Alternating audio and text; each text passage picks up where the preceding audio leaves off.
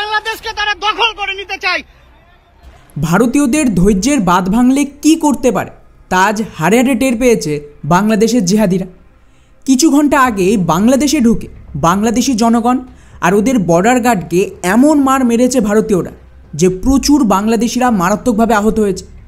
কেউ মরেছে কিনা সেই খবর এখনও নেই, কিন্তু বাংলাদেশের তরফ থেকেই যে ধরনের ভিডিও সামনে এসেছে তাতে কিন্তু রীতিমতো ভারতীয়রা কাচি হেসো যা পেরেছে তাই নিয়েই আক্রমণ করেছে।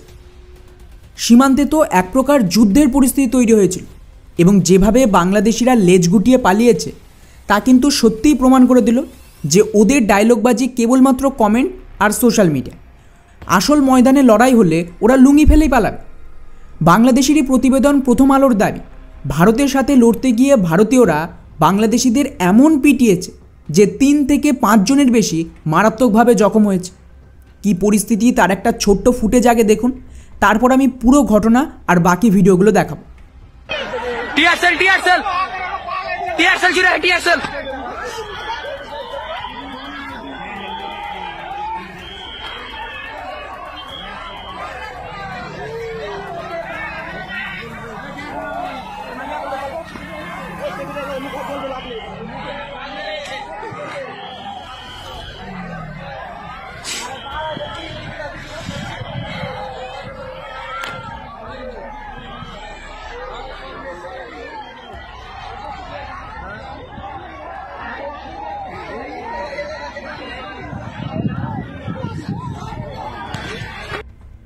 ওহ, অসাধারণ পরিস্থিতি, এটার জন্যই অপেক্ষায় ছিলাম।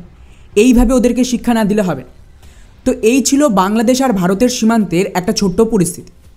ওখানে ওদেরকে কিভাবে ভারতীয়রা চরম পিটিয়েছে সেটা এক বাংলাদেশি নিজের ভিডিওতে স্বীকার করেছে। ওই ভিডিওটা আমি দেখাব। তবে তার আগে এটা জেনে নিন যে এখানে এক্স্যাক্টলি কী হয়েছে। তো ঘটনাটা মালদার সীমান্তে। ওখানে লাগাতার বাংলাদেশি আতঙ্কবাদীরা অনুপ্রবেশ করে, আমাদের ভারতীয়দের ফসল কেটে নিয়ে যায়। কারণ স্বাভাবিকভাবে ওদের তো টাকা শেষ, ভিক্ষা তো ভারত দিচ্ছে না, তাই চুরি করা ছাড়া উপায় নেই। এরপর ভারতের সাধারণ মানুষ ওখানে তারকাটা লাগাতে গেলে বাংলাদেশের বর্ডার গার্ড বাধা দেয়। আর তারপর ওদেরকে কিভাবে তাড়িয়েছিল সেটা আপনারা কয়েকদিন আগের ভিডিওতে দেখেছে। এরপর থেকেই বিএসএফ গোটা সীমান্ত জুড়ে এক প্রকার জোর করেই তারকাটা লাগাচ্ছে। এখন এর মধ্যেই বাংলাদেশের চাঁপাইনবাবগঞ্জ নামক সীমান্ত, যেটা অ্যাকচুয়ালি ভারতের মালদা, ওখানেই বাংলাদেশিরা ভারতীয়দের জমির ফসল চুরি করতে এসেছিল এবং বেশ কয়েকটা আম গাছও কেটে দিয়েছে। ভারতীয়রা ঠেকাতে গেলে ওদিকে বাংলাদেশের কয়েকশো জিহাদি ভারতীয়দের উপর আক্রমণ শুরু করে। ওরা ভেবেছিল যে যেভাবে ওরা কয়েক লাখের ভিড় 1-2 হিন্দুকে মারে বাংলাদেশে, এখানেও তাই করবে। ব্যাস, আমাদের লোকজন তো তৈরিই ছিল। সকাল ঠিক 11টা নাগাদ আশেপাশের মানুষজন জড়ো হয়ে বাংলাদেশিদের ওপর পাল্টা আক্রমণ করে। দাবি করা হচ্ছে এখানে নাকি ভারতের তরফ থেকে হাতে বাঁধা বোমাও রেডি ছিল। কাঁচি হেসো বাঁশ যা ছিল সব দিয়েই এলো পাথারি মার শুরু। মজার ব্যাপার দেখুন, শুরুতে এই মার দেখে বাংলাদেশের যে বর্ডার গার্ড তারা ওদের লোকজনকে বাঁচানোর বদলে বর্ডার ছেড়ে পালিয়ে গিয়েছিল, আর আমাদের ফোর্স দূরে দাঁড়িয়ে কেবল মজা দেখছিল, হস্তক্ষেপ করেন। এছাড়া বাংলাদেশের যে নিজস্ব মিডিয়া তাদেরই খবর ভারতীয়রা মারতে মারতে নাকি সীমান্তের ভেতরে ঢুকে পড়ে আর ওখানে গিয়েও পিটিয়েছে। প্রচুর লোকজন আহত হয়েছে, সম্ভবত সংখ্যাটা এখন জানা যাবে না, পরে হয়তো জানা যাবে। আর বর্ডার গার্ড পরিস্থিতি খারাপ দেখে আগেভাগেই কেটে পড়ে। এই ভিডিওটা দেখুন, যেটা এক বাংলাদেশি নিজে শেয়ার করেছে, তারপর আমি বাকিটা বলছি।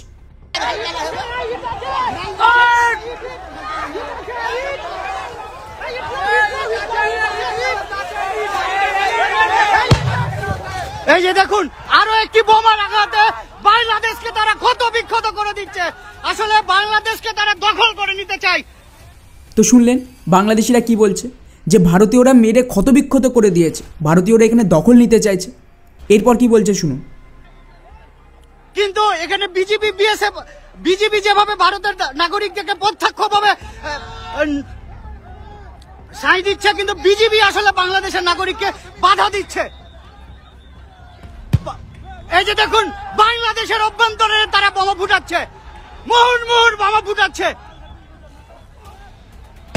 কার্যত বাংলাদেশের বিজেপি এখানে সীমান্তে এত বোমা ফুটছে, কি করছে তারা? মানে কি পরিস্থিতি দেখুন, ভারতের তরফ থেকে নাকি বোমা মারছে, অথচ বিজেপি এখান থেকে পালিয়েছে, ওদের জনগণ নিজেই বলছে। এই যদি পরিস্থিতি হয় তারপর ওরা চাইছিল যে বর্ডার খুলে দেওয়া হোক, ওরা নাকি যুদ্ধ লড়বে। অ্যাকচুয়াল যদি যুদ্ধ শুরু হয় আর ভারতীয়রা ওদের ওপর অ্যাটাক করে, তাহলে ওদের যে কী অবস্থা হতে পারে তার একটা ছোট্ট উদাহরণ ছিল এই বর্ডারের অবস্থা। খবর অনুযায়ী এই ঘটনার পর যেই বিজেপি দেখে এখানে অবস্থা খারাপ, ওরা ভারতের হাতে পায়ে ধরে একটা মিটিং করাতে চায় এবং এখনকার মতন বিএসএফ মাঝখানে চলে আসায় পরিস্থিতি কিছুটা থমথমে হয়েছে।